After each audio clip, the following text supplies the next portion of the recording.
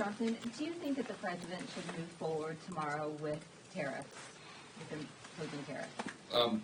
He's made very clear that he's doing this in the executive branch under his executive authority, and it doesn't involve Congress in that way. Look, you have to trust the president's instincts on the economy. Okay, why? This isn't blind faith. Remember what he accomplished in the first administration. Before COVID, we had the greatest economy in the history of the world, not the U.S., the whole world. Every demographic was doing better because we cut taxes, we cut regulations, and we made a better economic environment for everybody to succeed. And he is going about that same plan to bring that about, and tariffs is a component of that.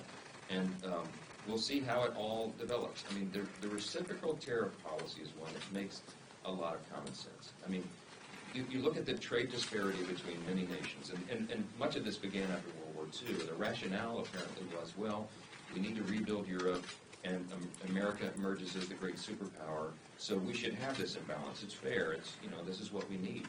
Well, that carried on for generations, and we're well beyond World War II now, and this is a different world. It's a much more integrated, complex economy, and the president's absolutely right when he says that we have to think about America's interests first, because if we don't, we're not going to maintain our status as the great superpower.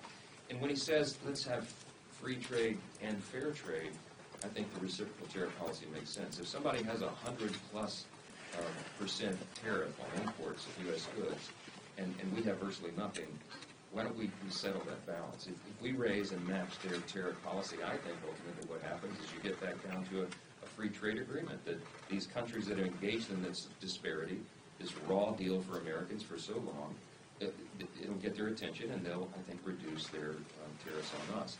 Then you get back to a free and fair trade situation. So, look, we'll see what happens. I think it's going to go forward, and it may be rocky in the beginning, but I think that this will make sense for Americans. It will help all Americans. So, yes, Scott.